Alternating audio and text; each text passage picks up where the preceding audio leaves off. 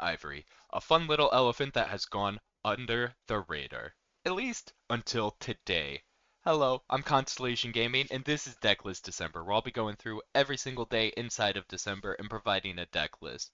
Before we get started, I want to remind everybody that I'll be giving away a Reverse Stellar Exaltus at 100 subscriptions. All you have to do is like the video and subscribe to the channel, and you'll be entered into the drawing. Now, without further ado, let's get into it.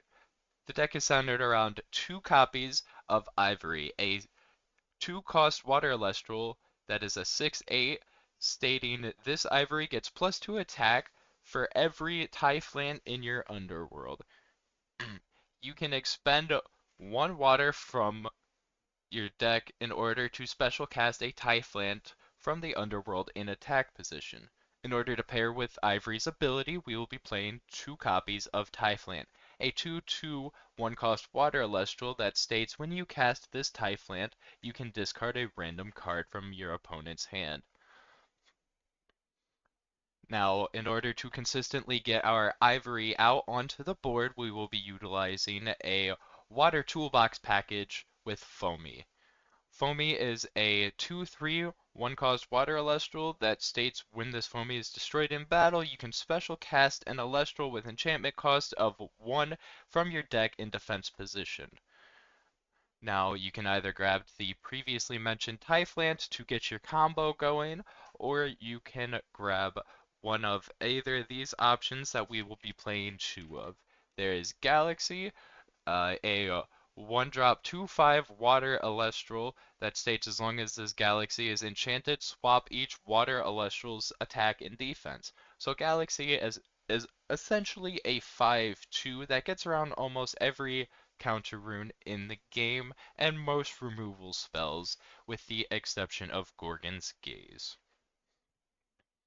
We're playing 2 copies of Eddy, a 4/1 Water Elestral that states when you cast this Eddy, you can change the position of an Elestral, and when you cast Rock in a Hard Place, you can special ascend this Eddy to Curubus from your hand or deck. Now, we're not playing Curubus, so the only part of this ability that will be utilized on our end is the Eddy to change the position of an Elestral.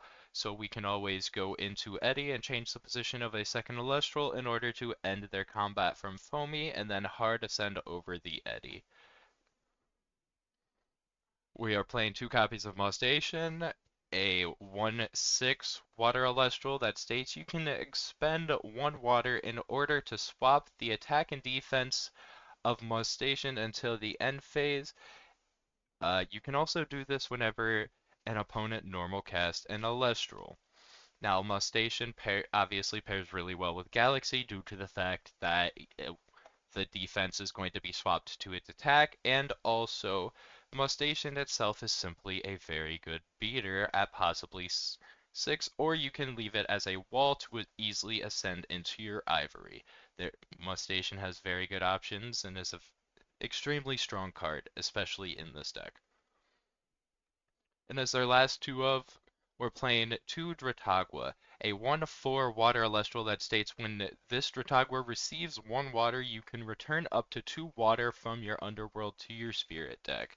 In case we are in any situation where we are low on spirits and need to heal, Dratagua is especially strong, and re-enchanting Dratagua so that way you can play counter runes off of it in the endgame is also a viable option.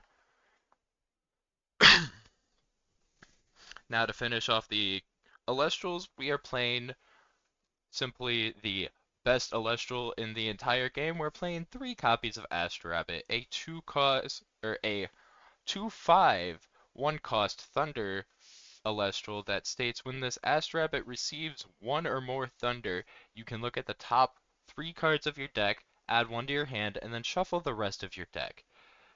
Extremely strong, the ability to simply pick whichever card is most optimal in the situation, and anytime you play Rabbit, and also the 5 defense is nothing to sneeze at. A majority of stuff in this game does not get over Astrabbit's defense. And to finish out the Elestrals, we have 1 copy of Lavalith.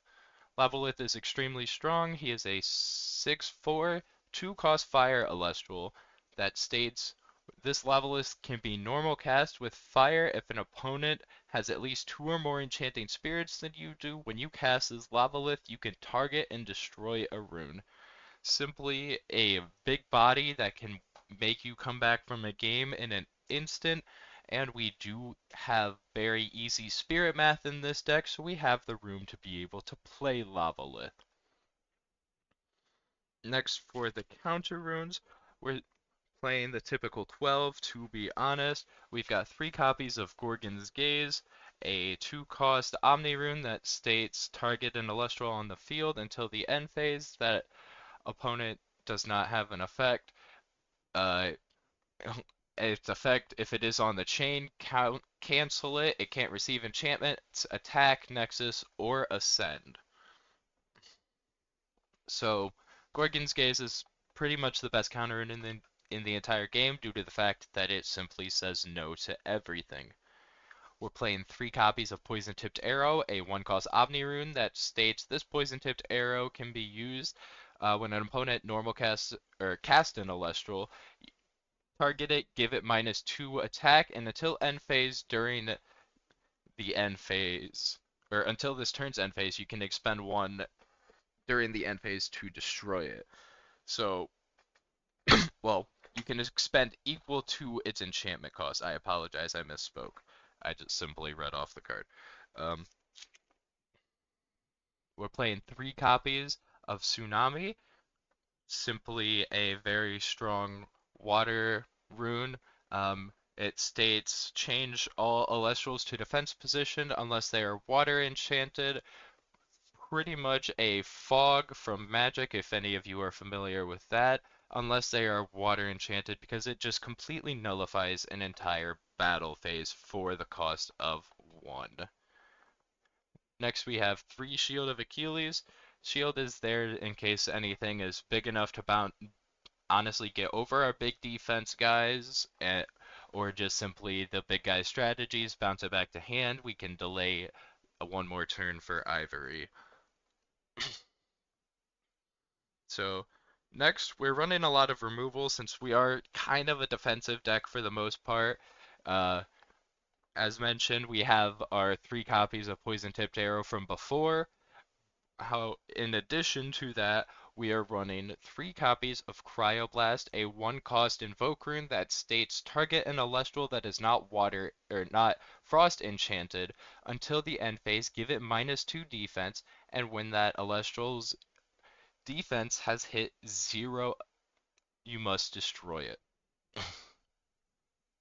We're running 1 Earthquake. Earthquake is a 2-cost Earth rune that states target and destroy an Celestial.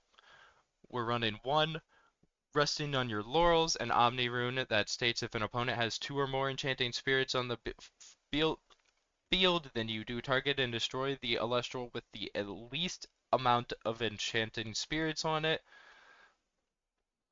And even though it's not technically a removal spell, we do have 1 copy of Zeus as a pseudo removal.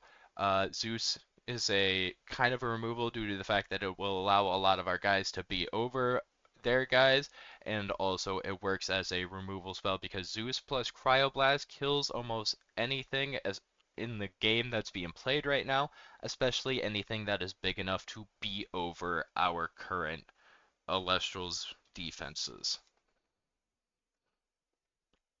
Next, we have the rune package, or not the rune package, my apologies. We have the spirit deck. We're playing 2 Flurmine for the Cryoblast.